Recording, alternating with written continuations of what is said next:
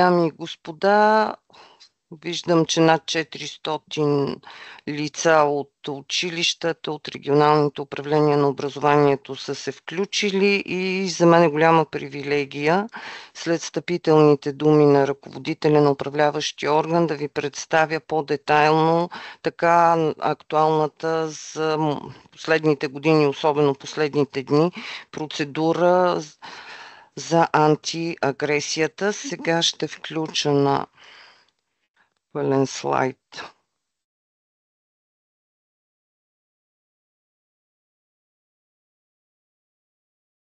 Вижда ли се целият екран, за да може да ви е по-удобно? Информационният ден вече стана ясно, е посветен на процедурата превенция и предотвратяване на тормоза и насилието и намаляване на агресията в училищата.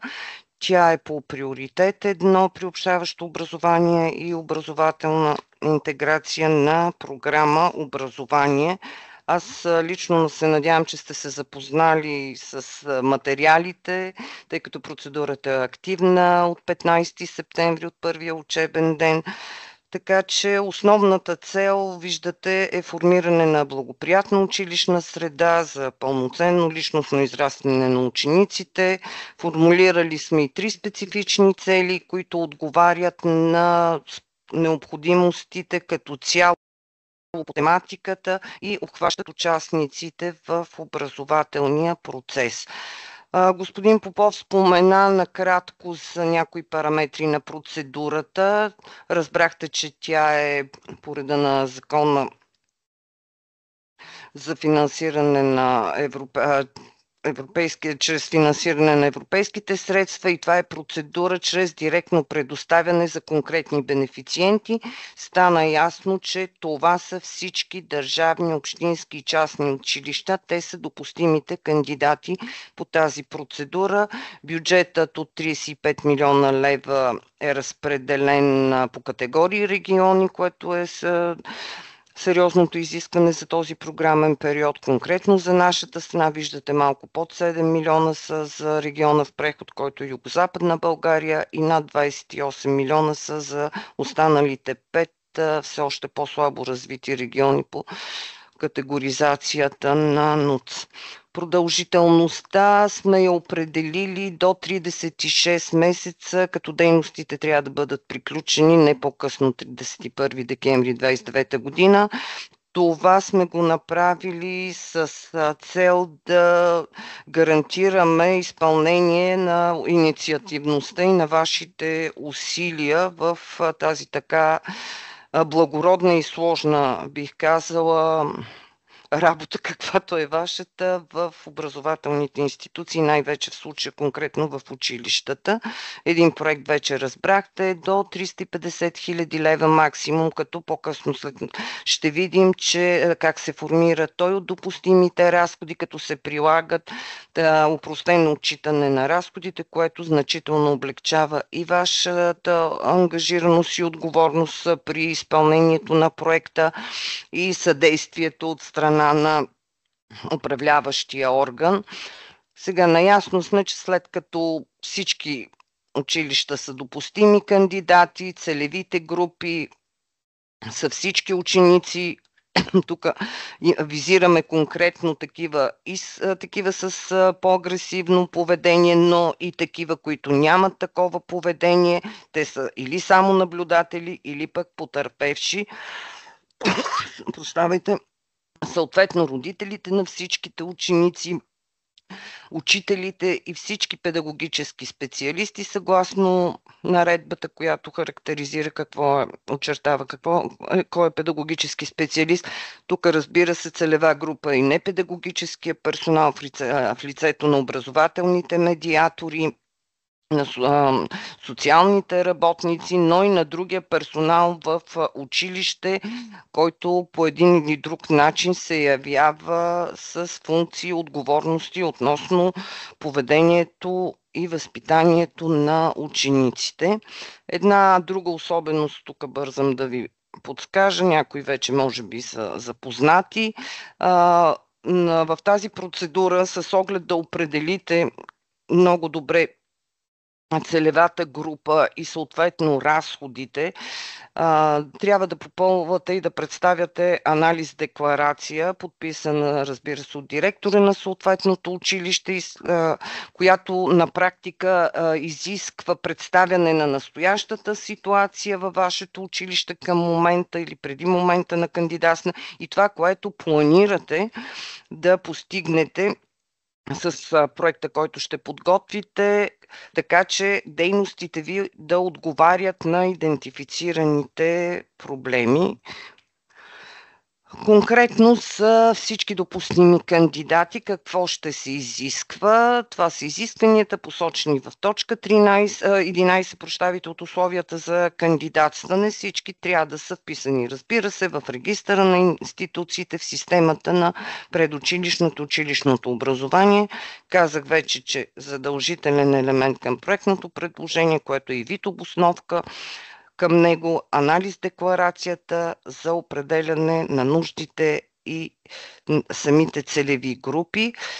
Трябва да имате предвид, че едно училище може да участва в само едно проектно предложение, съответно като конкретен бенефициент вие трябва да разполагате с необходимия административен капацитет и с финансов капацитет и механизми за устойчивост, а относно частните училища, те трябва пък да отговарят, когато имаме такива, на изискванията за предоставяне на минимална помощ съгласно приложимия регламент за този програмен период. Обръщам внимание, тук са ви посочени критериите, по които се проверяват тези неща от приложението, което на практика е оценителната таблица, по която ще се оценява вашето проектно предложение. Друга особеност на процедурата е, че тук нямаме допустими партньори, а само допустими асоциирани партньори. Те, разбира се, не са задължителни. Това са обществените съвети към училищата. Ако има такива, съответно трябва да бъде представена попълнена декларация на асоциирания партньор и съответно заповед от директора за поименния състав на обществения съвет, както и протокола от проведеното заседание на този обществен съвет, съгласно приложимите правила на Министерството на образованието и науката, в случая правилника за създаване на устройствата и дейността на обществените съвети. Някои други специфични изисквания за вашите проектни предложения. Казахме вече, че трябва да има кандидата финансов и административен капацитет. Какво ще разбираме под финансов капацитет? Това е общия оборот на вашата институция с натрупване за последните 3 приключили финансови години преди датата на кандидатстване. И този общ оборот за тези 3 приключили финансови години следва да е поне 30% от стойността на исканото финансиране по проекта. В самите условия за кандидатстване в точка 11 много детайлно е посочено, като за държавни и общински училища това ще бъдат отчетите за касовото изпълнение за последните приключили 3 финансови години, а за частното училище годишните финансови отчети. Там, когато имаме възможност, използваме монитор-стат, така че ако същите документи са налични в тази система, те могат да не се прилагат, но за държавните общинските предполагам, че ще трябва да си прикачите отчетите за касовото изпълнение, тъй като вие по-рядко ползвате такива платформи за други цели. Административният капацитет, това е основното изискване, да имаме екип за управление на изпълнението на проекта, като този основен екип, това, което трябва да запишете проектното предложение, са ръководителя на проекта, финансиста и координатора. Това е основният екип, прилагате за тези лица съответните автобиографии, попълнени по образец.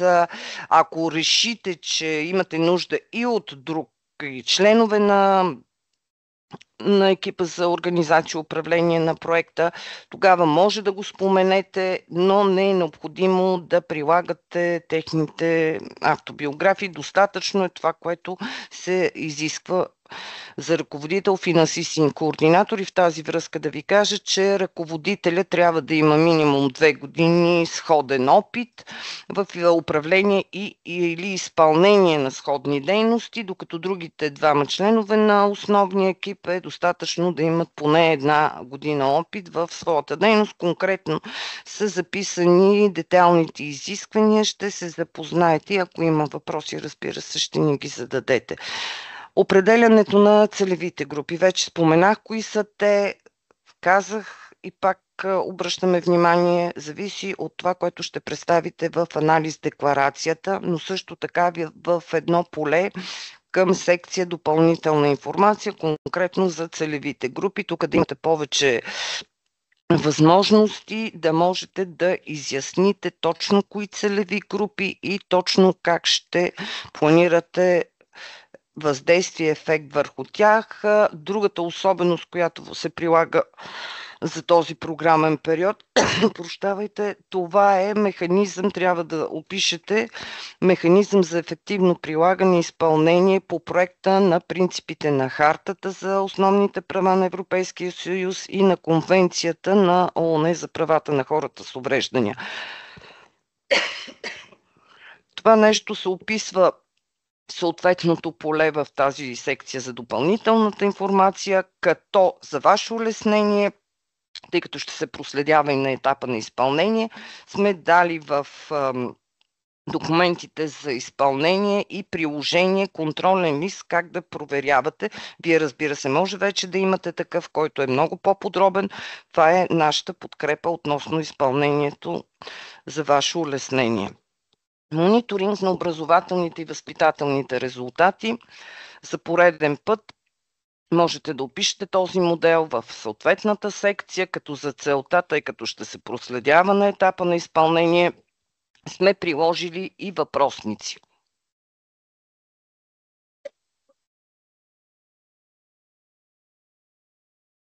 Давайте. Така, да пристъпим към представяне на допустимите дейности.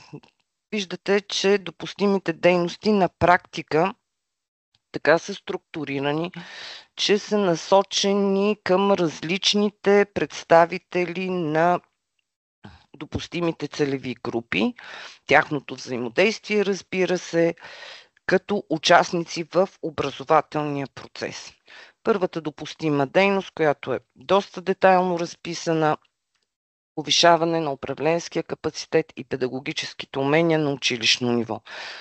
Тук, ако сте се запознали по-детайлно с точка 13 от условията за кандидатстване, виждате, че самата дейност 1 има няколко форми, начини, направления на реализация. Едното е дейности, активности, насочени към управление на конфликти на училищно ниво. Виждате, изброени са различни форми, като конференции, кръгли маси, дискусионни форуми, посещения учебни, управленски между училищата за обмяна на опити, конкретно в сферата на превенция на насилието и агресията в училището, както за директори и заместниците им, така и за учителите, за другите педагогически съветници, другия педагогически персонал и непедагогическия персонал, както вече споменах. Друго направление по тази дейност активности, това са обучение на педагогически специалисти и непедагогически персонал. Виждате, основно в сферата на взаимодействие на ниво училищен персонал, ученици с възможности за регулиране, управление на конфликти, рефлексия на агресията, разпознаване на различните видове агресия, включително превенция, развитие на социално-емоционалните умения, социално-емоционалната интелигентност у учителите и на основно обучение как се работи ефективно с родители, особено на по-проблемни деца. Вие по-добре познавате детайлите на този род взаимодействие и разработване и актуализиране на училищни планове, програми за преодоляване на идентифицирането в вашето училище проблеми с тормоза, насилието и агресията. Знаем, че всички прилагате механизъм, който е утвърден от Министерството на образованието и науката мисля, че 2017 беше със съответната заповед на министъра. Прилагате го, но има все по-нови и по-актуални инструменти.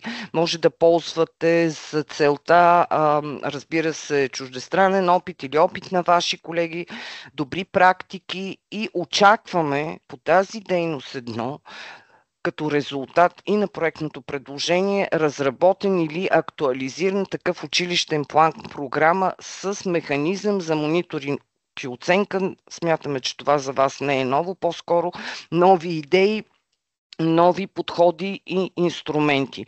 Другото направление по дейност 1 е с цел подобряване на условията в училищната образователна среда, не само с участието на всички представители на участниците в образователния процес, но които да създадат във вашето училище, да инициирате, да създадете звено медиация, което е гаранция и така обещание, че на практика училището се ангажира с едно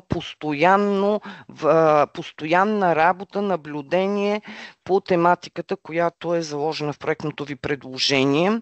Тук обръщам внимание, че в това звено медиация могат да участват всички, разбира се, но освен на представителите на ученици, родители, педагози, така и външни представители от различни професионални направления, изявени личности, лидери и така нататък, като звеното медиация на практика ще е ангажирано с събитията, дейностите в училището, които залагате в актуалния училищен план, програма за превенция на тормоза, насилието и агресията във вашето училище.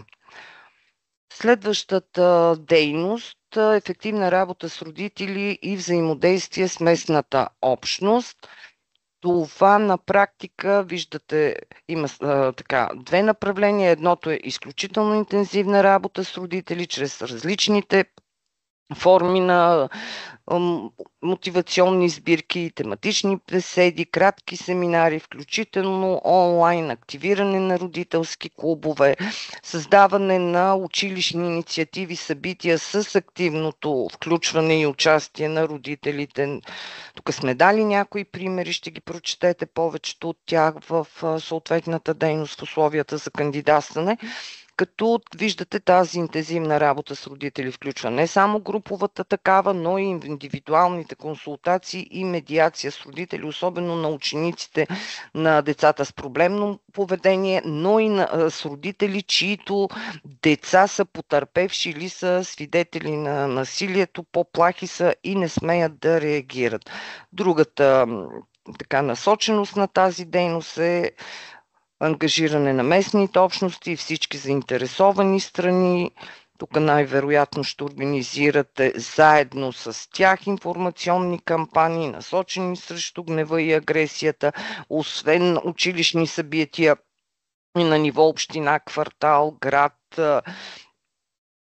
за насърчаване, развиване на гражданска комуникация и нетърпимост към насилието, участието на общините и на местния бизнес, както и на гражданските организации в такива промотивни кампании за психично здраве, за толерантност, за отговорност, обществена осведоменост и комуникация, включително и като, например, стоп на агресията. Има доста примери вече, не само в Европейския съюз, но и в нашата страна. Тук, разбира се, това зависи от вашата инициативност и вашата креативност. Третата група дейности – развиване на социално-емоционалните умения на учениците. Виждате, тук вече са ви по-познати нещата. Те са доста свързани с прилагане на наредбата за приобщаващото образование, провеждане на различни работилници, дискусии, други форми за подкрепа и умения, изграждане на умения за безопасна и активна учебна среда, включително в частна класа, допълнителни занимания, виждате, по гражданско, здравно, екологично, интеркултурно възпитание, ученически парламент, дискусионни дебати, клубове, състезания по дебати и така нататък, както и излъчване на ученици, които могат да бъдат примери, медиатори, инфлуенсъри, модели за подражание за своите съученици, особено при решаване на конфликти, когато има такива.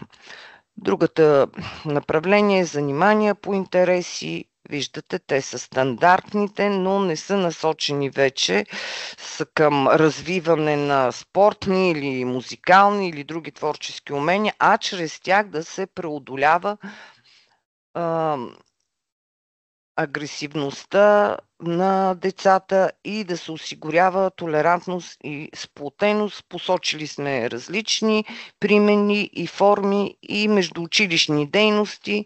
Те са ви достатъчно познати във всичките им възможни варианти, които и до сега сте прилагали, а и нови такива, за да сте още по-полезни и за себе си, и за самите ученици и родителите им. На следващия слайд, вече това, което до момента изброихме, са допустимите преки дейности. Знаете, вече споменах преди малко, във всяко проектно предложение има и така наречените непреки дейности, т.е. това са дейности за организация, управление, дейности за мониторинг, комуникация и видимост. Те са задължителни за включване, но не се описват като отделна дейност в формуляра за кандидатстване, а в съответното поле на секцията, която преди малко споменавах, за допълнителна информация за целите на оценката. Трябва да имате предвид, че в рамките на така наречените непреки дейности, както вече беше споменато преди малко, се включва и този механизъм за ефективно прилагане и изпълнение на принципите на Хартата за основните права на Европейския съюз и Конвенцията на ООН, който също преди малко, както споменах, описвате в съответното поле в секцията на формуляра за кандидатстване, и разбира се ежегодния мониторинг на образователните резултати, както сме приложили въпросниците, и вие как точно ще организирате този мониторинг. Тук обръщам внимание, че този мониторинг е различен от мониторинга на изпълнение на самото проектно предложение.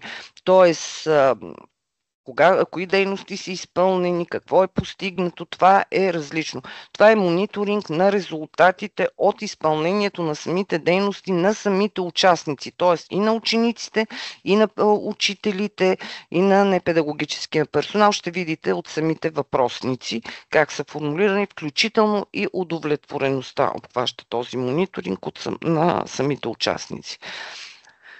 Знаете вече, че за всяко проектно предложение имаме измерители за изпълнението, за неговия напредък. Това са индикаторите за изпълнение, индикаторите за резултат. Виждате 3 индикатора за изпълнение и един индикатор за резултат. Индикаторите за изпълнение подробно са описани в точка 7 от условията за кандидатстване, и когато е включена съответната дейност, те се планират задължително по тази дейност. Имайте предвид, че всяко лице, ученик, родител, педагогически персонал или непедагогически персонал може да участва във всички видове дейности, но се брои еднократно, т.е. попада като едно лице, когато се отчита и се планира, разбира се, в бройката на съответния индикатор, целевата стойност на индикатора. Така че, виждате, тук сме ви дали, задължително това се планира по тази дейност, този индикатор, съответно. Преди малко видяхте, че това е дейността за социално-емоционалните умения на учениците. Този индикатор е по дейността за интензивна работа с родителите, а този съответно е по дейност 1, където имахме цяло направление за обучение. Индикатора за резултат е един, той е свързан изключително с този индикатор за изпълнение педагогически специалисти и непедагогически персонал, обучени за работа с деца и ученици. След малко ще видим при формирането на бюджета как точно трябва да имате предвид и индикатора за резултат. Това са участниците, които при напускане на операцията са получили квалификация, като тук това са само педагогическите специалисти, получили сертификати от обученията с присъдени квалификационни кредити. Тук индикаторите следва да имате предвид. Повечето от вас може би са запознати вече в системата в ИСУН с формулярите за кандидатстване за този програмен период, но пак да ви обърна внимание, индикаторите участват при планиране на разходите на проектното предложение в голяма степен и при описание на целевите групи, т.е. отново от анализ декларацията, и те се планират в секцията за индикаторите. Виждате тук отпадащо меню, избирате съответния индикатор. Още на секция основни данни, когато сте избрали местоположението на училището на кандидата, съответно автоматично това ще ви показва региона, категорията регион, за който ще се отнася вашето проектно предложение. В случая примера е, че всеки индикатор е в съответната категория региони. Тук сме ви маркирали, че когато за вашето проектно предложение предварително вече се знае местоположението, трябва да избирате тези индикатори, които са за категорията регион, в която попада вашето училище. Виждате при планирането на бюджета в поле детайли как ще изглежда. И тук обръщам внимание, след малко пак ще го спомена, че в това поле детайли при планиране на бюджета може да избирате повече от един индикатор. Съответно тук виждате, че излизат и кодовете, които също сме ги дали, след малко ще ги видим. А в секция план за изпълнение на дейностите, за всяка дейност в поле резултат е хубаво да посочите не само индикатора, а и други резултати, ако прецените, че има такива, които съответният индикатор не обхваща. Допустимите разходи, вече споменах, че това е процедура, която прилага опростено отчитане на разходите, т.е. прилагаме единични разходи или еднократни суми и единна ставка. Тук допустимите разходи виждате са чрез стандартна таблица на разходите за единица продукт, където са допустими преки разходи за персонал и съответно единна ставка приложима за други преки и непреки разходи. Преките разходи за персонал ще видите след малко. Това са почасови възнаграждения на персонала, ангажиран с изпълнение на планираните дейности. А другите преки и непреки разходи, които представляват единна ставка, която е 40% от преките разходи за персонал, включва преки разходи. Изброили сме тук някои примерни, същото е посочено и в условията за кандидатстване в точка 14, консумативи, материали, пособия, транспорт, услуги, а в непреките разходи, вече споменахме, разходите за организация и управление на проекта, за мониторинг на образователните резултати, за комуникация и видимост на проекта, а не за информираност и публичност на събития. Примерно, ако имате информационна кампания, която е към дейност 1, 2 или 3, по-скоро дейност 2, това е различно от материалите, които ще трябва да подготвяте за комуникацията и видимост на проекта. Бюджетът, тук съвсем схематично сме визуализирали и след малко ще видите детайлите, че за попълване на секцията с бюджет в формуляра за кандидатстване трябва да попълните приложение 5 помощна таблица, която за всяка дейност са дадени указания и начини на попълване. Това е как ще изглежда бюджетът в самия ИСУН, който е доста укрупнен и агрегиран за целите на облегчаване и намаляване на административната тежест. Вече казахме, че допустимите ни кандидати са и частни училища. За това, в случай, че имаме и частни училища, прилагаме и режима на минимална помощ. Виждате, тук сме посочили, че за държавни и общински училища като цяло за всички дейности се прилагат, вие сте задължени да прилагате ЗОП, така че прилагате така наречените открити, прозрачни публични процедури и за всички дейности на държавните и общинските училища са в режим непомощ. Частните училища обаче могат, прилагайки така наречените открити, прозрачни публични процедури, могат да планират други преки и непреки разходи в режим непомощ.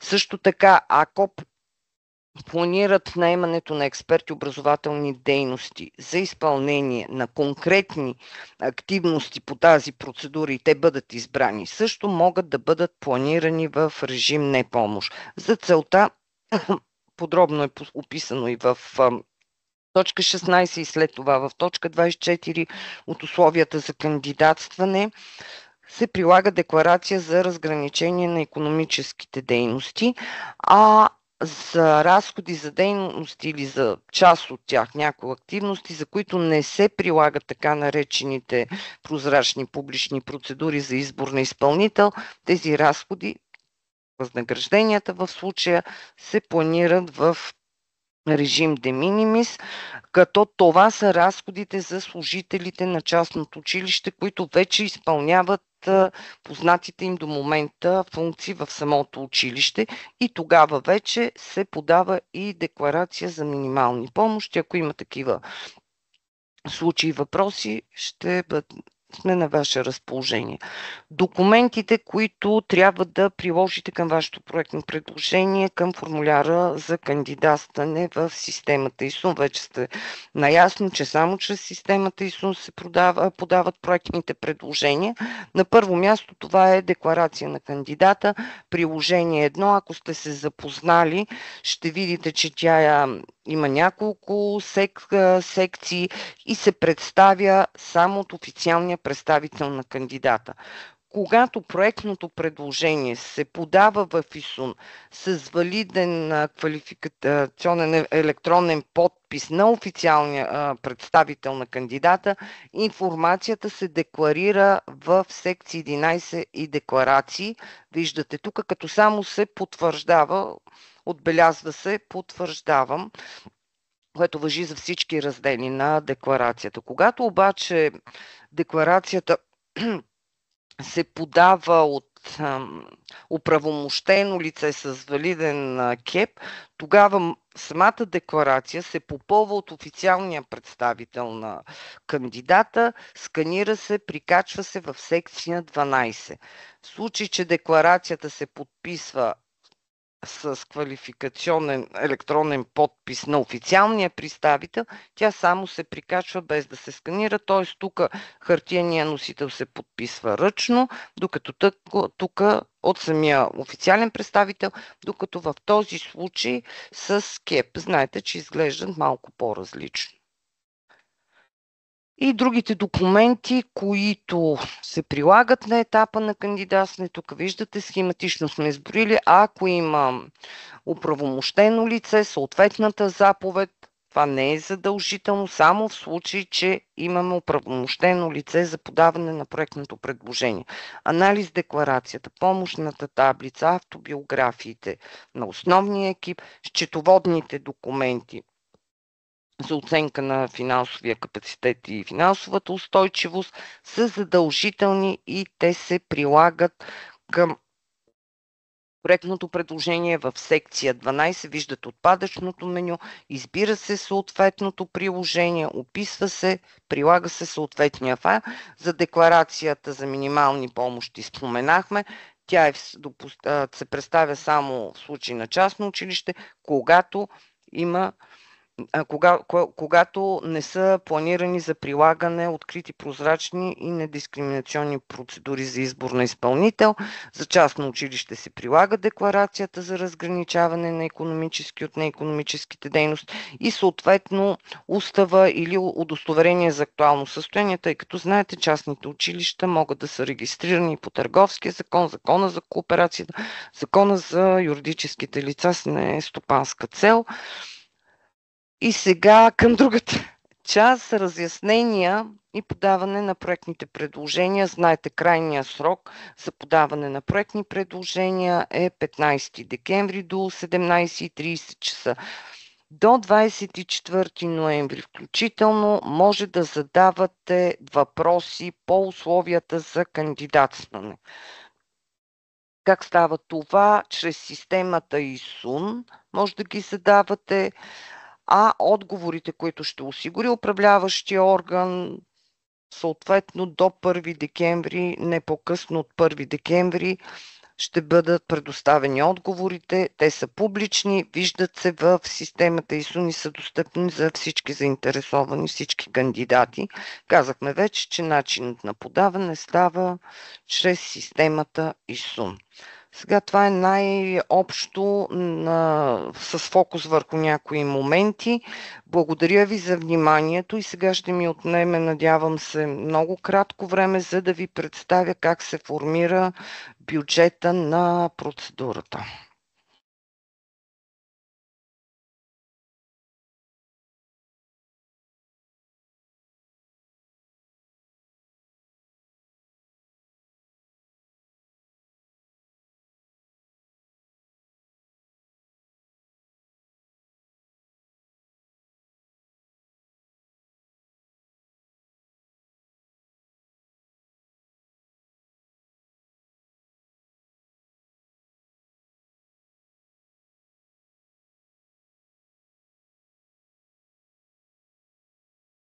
Веселина, докато те изчакваме, Да. бих искал да прочета едно приветствие от господин Диан Стаматов, който имаше желание, разбира се, да се включи в самото начало, но не успя поради някаква техническа неизправност, която не можахме явно ние да отреагираме.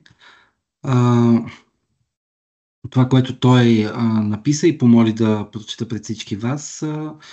Уважаеми господин Попов, уважаема госпожо Михалевска, уважаеми колеги, поради техническа невъзможност няма да мога да се включа.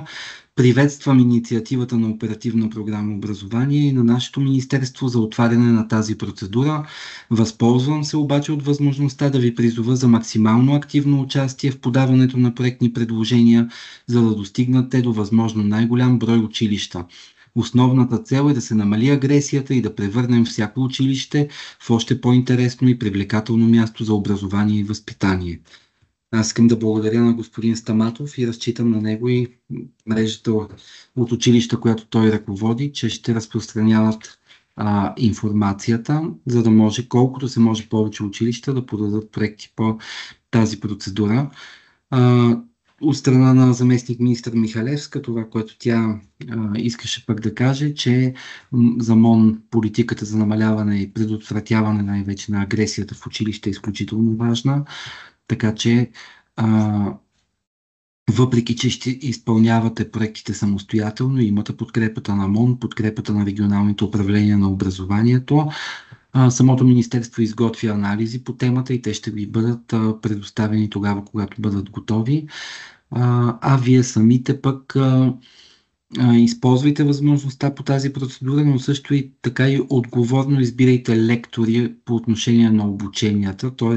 нека не бъдат тези обучения на квалификации на педагогическите специалисти проформа, а наистина, ако трябва, правете консултации с съответното регионално управление на образованието, тогава, когато се спрете към определена тема и лектор, за да може да съгласувате, в последствие се надяваме да има и някаква обща система, в която да може да се отчитат и резултатите и да се агрегират на национално ниво.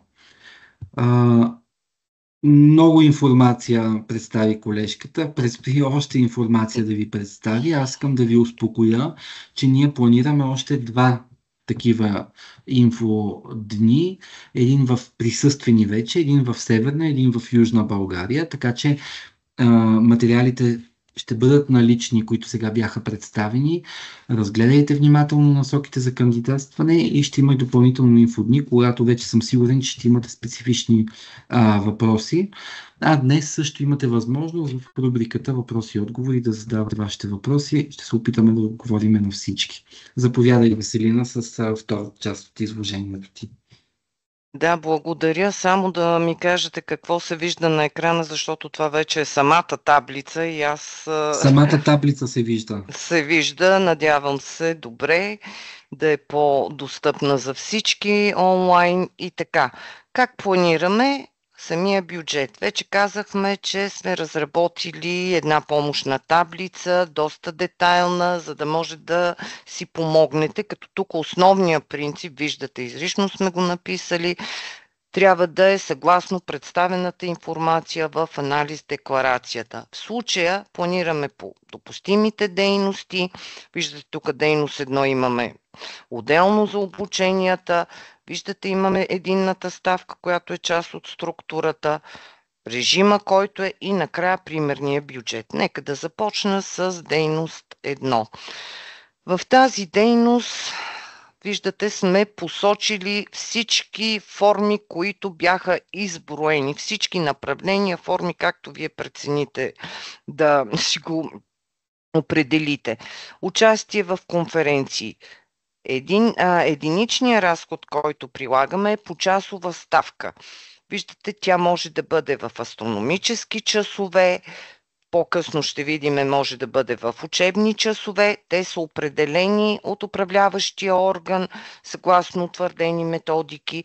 Тези почасови ставки актуализират се, разбира се, съгласно статистическите данни на Евростат, както и нормативни документи. И еднократна сума в случая е за образователен медиатор, по-късно ще го обясним.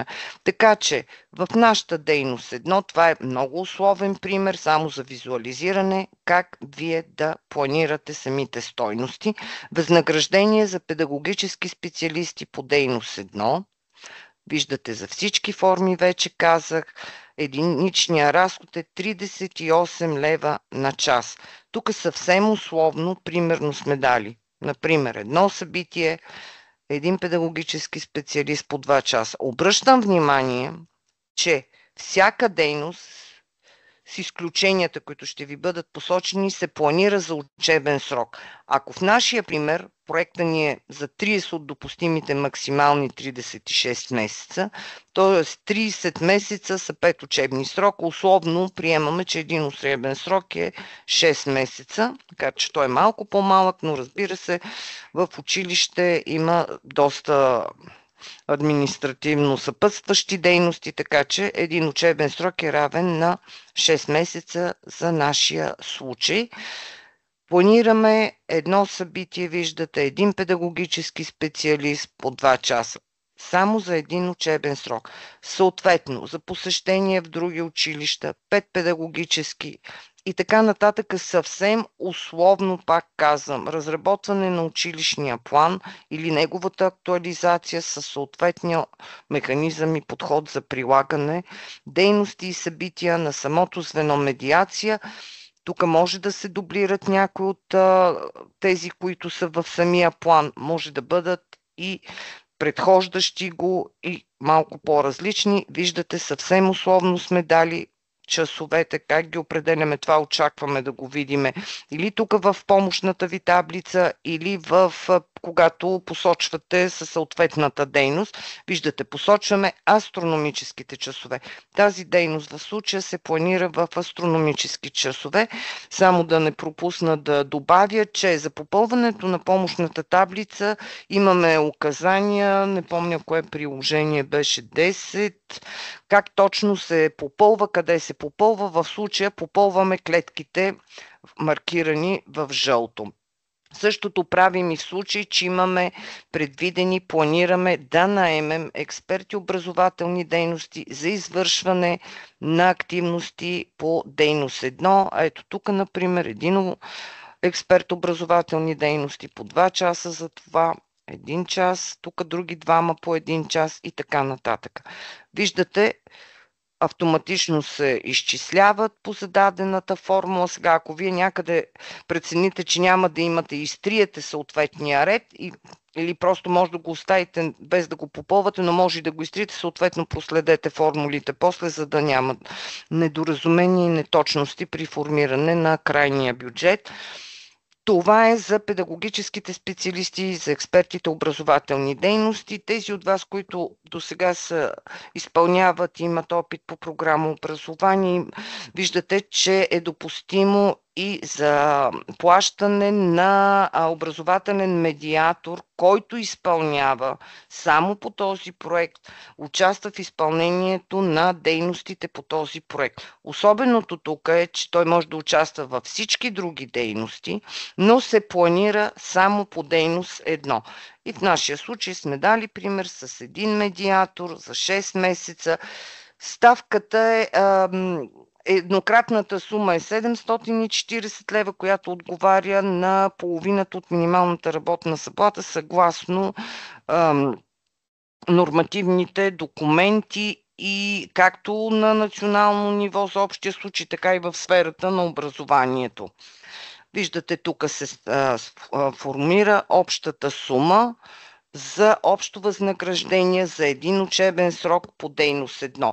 Въвеждаме броя учебни срокове. Сега, аз съм сложила тук 5, защото е най-лесно. Казахме, че примерът ни обхваща 30 месеца. Затова и часовете са толкова малки, виждате, защото планираме, да речем, във всеки от 5 учебни срока, продължителността на нашия проект, да изпълняваме всичко това за всеки срок. Виждате, че сумата на практика е доста малка, часовете са малко.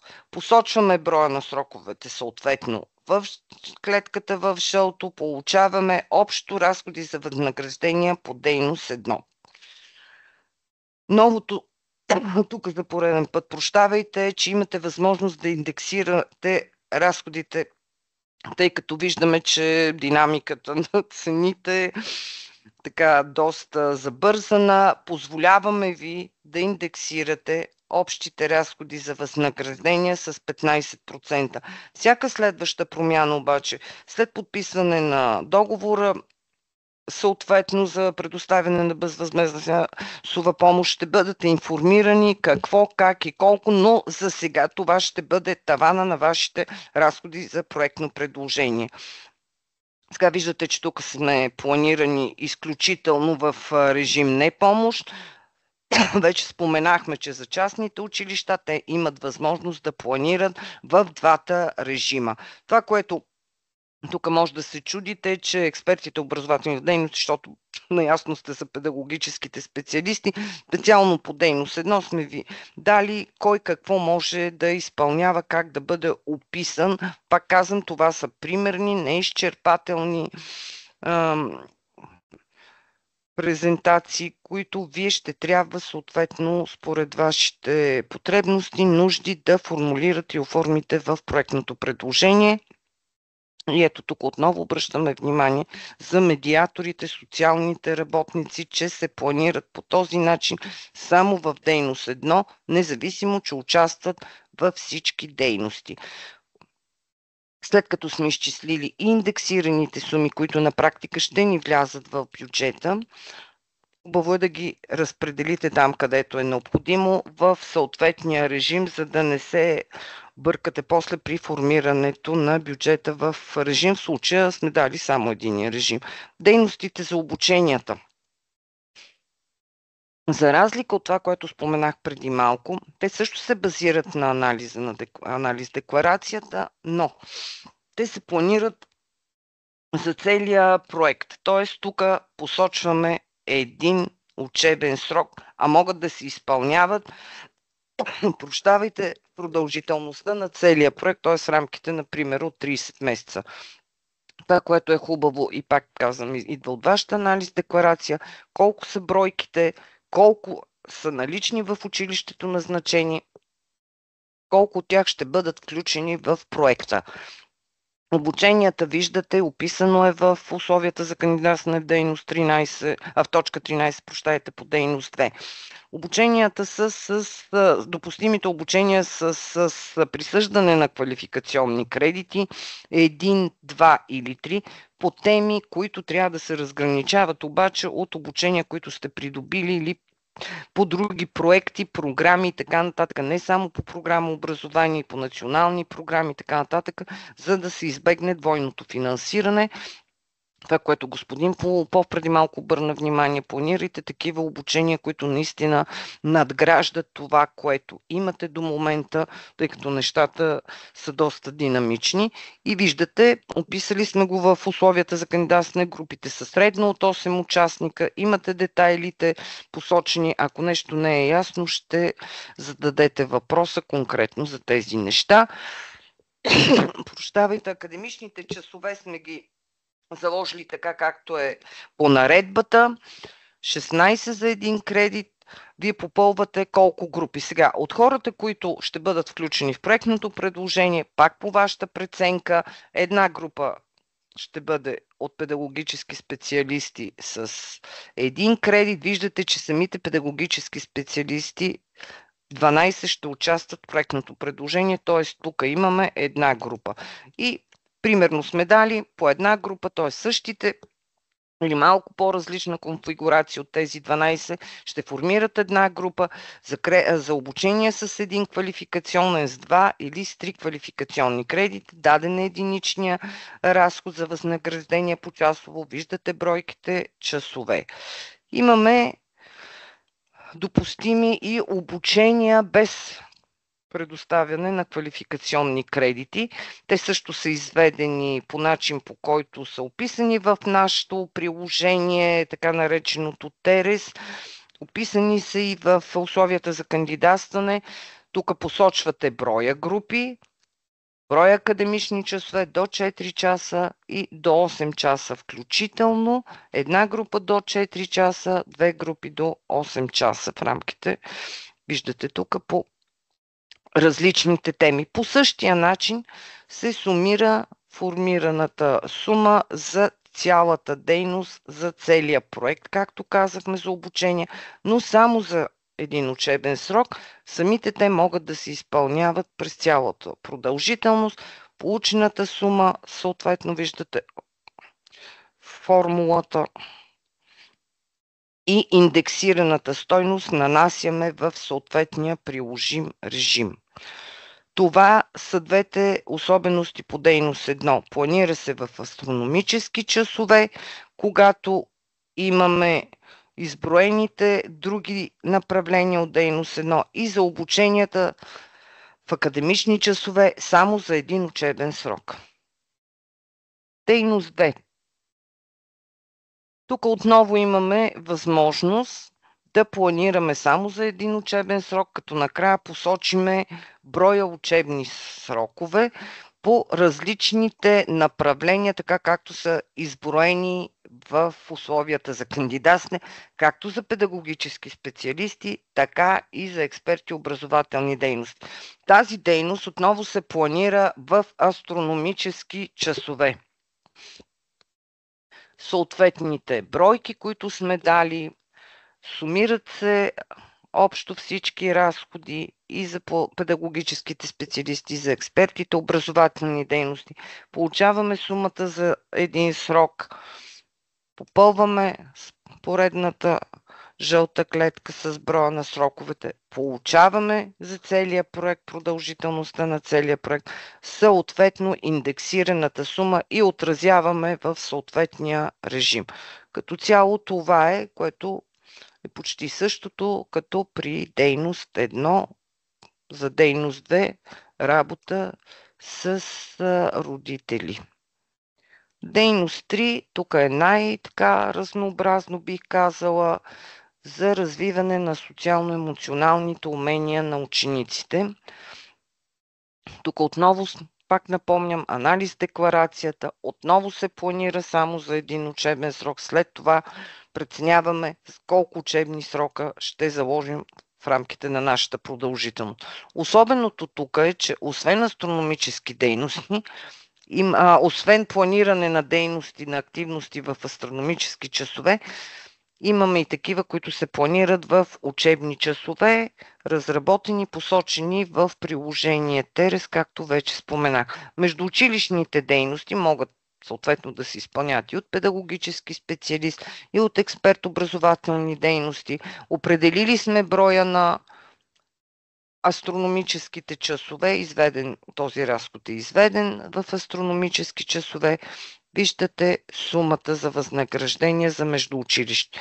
След това за различните други видове активности по тази дейност, 3 за учениците, работилниците, допълнителните занимания, които са различни, разбира се, от тези по български език, по литература или по друг учебен предмет. Тук са по-скоро насочени с гражданско, здравно, екологично и интеркултурно, и заниманията по интереси се планират в учебни часове, така както сме ги извели в нашата таблица за единични разходи, еднократни суми. Виждате, съвсем условно са определени, сумираме, посочена ни на общата сума за един учебен срок.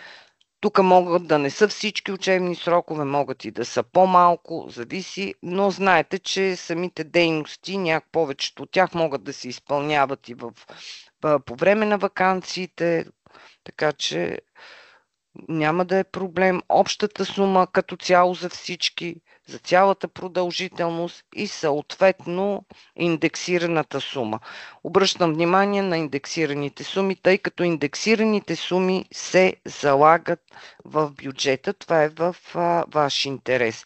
След като сме определили за всяка дейност и максималната индексираната сума за продължителността на проекта, можем да определим и единната ставка. Виждате общо възнагражденията. Това е индексираната сума, която виждате от формулата. Идва от индексираните суми на предходните работни листове за съответните дейности.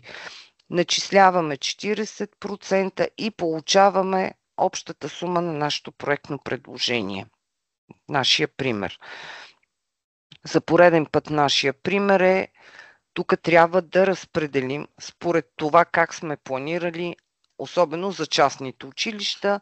Тук да речем за общинските и държавните, всичко е в режим непомощ, така че това нещо се прилага само за частните училища, разпределението, но вие спокойно си попълвате, когато е държавно и общинско, можете да си попълните само режим непомощ. И примерният бюджет в случая представлява ето това нещо и вече ви го показах на предишната презентация в ИСУН. Тази клетка е формирана съответно от единната ставка.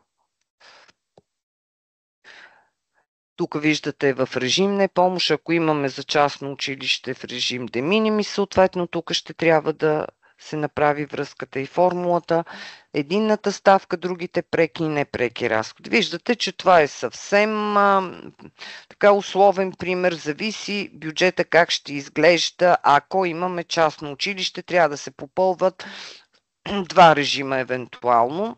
Сега, вече казахме, че в формуляра за кандидатстване, когато попълваме бюджета, детайли, трябва да се подаде следната информация.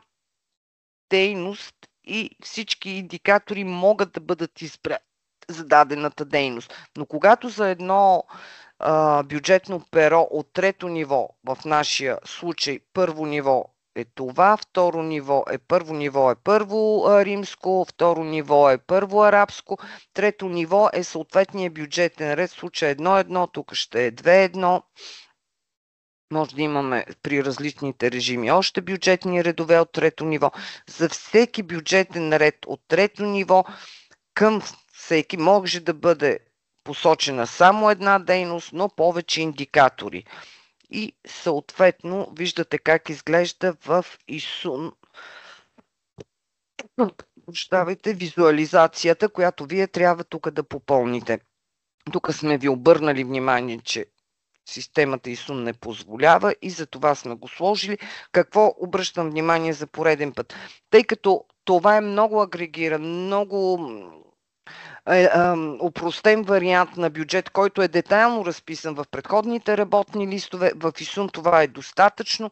Виждате тук всички индикатори, но когато имаме по всички дейности, виждате как сме го формулирани. Тук, тъй като можем само една дейност да посочим в ИСУН, избирате тази дейност, която е с най-голяма сума от съответните работни листове. Посочваме една дейност. Вече от помощната таблица се вижда, че по тези дейности имаме детайлни разбивка, как са формирани разходите, но избирате всичките индикатори. Това е за момента, което следва да знаете и като сте запознати по-детайлно, можете да формирате и вашите въпроси, за да може да си разпишете по-добре проектното предложение.